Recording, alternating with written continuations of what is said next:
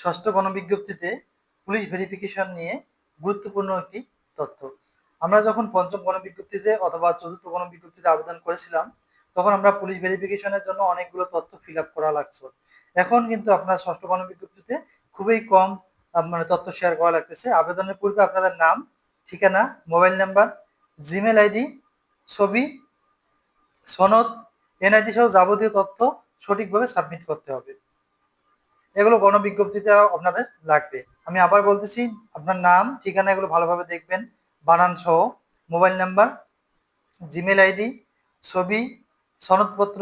এই সনদপত্রের কথা আমি যদি উল্লেখ করি, অনেকে অ্যাসিস্ট্যান্ট টিচার পদে যারা আবেদন করেছে তারা কিন্তু অ্যাপ্লিক্যান্ট কপিতে মাস্টার্সের সার্টিফিকেট দেয়নি। তাদের এখনো মাস্টার্সের সার্টিফিকেট দেওয়ার প্রয়োজন নেই। আর যারা তখন মাস্টার্সের সার্টিফিকেট দিয়েছিলেন তারা অবশ্যই এখন মাস্টার্সের সার্টিফিকেট দেবেন। আর আমরা যদি বলি মোবাইল নাম্বার, জিমেইল আইডি, এগুলো আপনারা আগে যা দিয়েছেন তাও রাখতে পারেন, পরিবর্তনও করতে পারেন। তবে মোবাইল নাম্বারটি নিজের এনআইডি ভেরিফাই করার জন্য হয়, সেটি দেবেন। ছবি আপনারা আগে যেটা ছবি দিয়েছেন সেটা দিলেও হবে, অথবা সম্প্রতি কোনো ছবি দিলেও হবে, এতে কোনো প্রবলেম হবে না। এনআইডি সহ যাবতীয় তথ্য সঠিকভাবে সাবমিট করতে হবে। সর্বশেষ সনদ যে প্রয়োজন তাও কিন্তু নেই।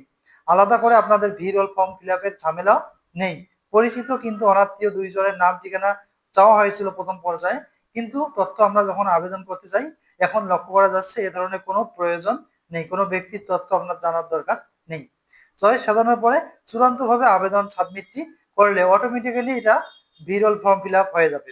আপনার গণবিজ্ঞপ্তির সাথে এটা স্বয়ংক্রিয়ভাবে সাজানো রয়েছে। তো আশা করছি যে আপনাদের পুলিশ ভেরিফিকেশন নিয়ে তেমন কোনো গুরুত্বপূর্ণ তথ্য শেয়ার করা লাগবে না, দুইজন ব্যক্তির তথ্য লাগবে না। তাই খুব সহজেই আপনারা এটা ফিল আপ করতে পারবেন, এটা নিয়ে কোনো টেনশন করার প্রয়োজন নেই। তো থ্যাংক ইউ ফর ওয়াচিং। এরকম গুরুত্বপূর্ণ তথ্য জানতে চ্যানেলটি সাবস্ক্রাইব করুন, বিশেষ করে ষষ্ঠ গণবিজ্ঞপ্তির জন্য। আসসালামু আলাইকুম।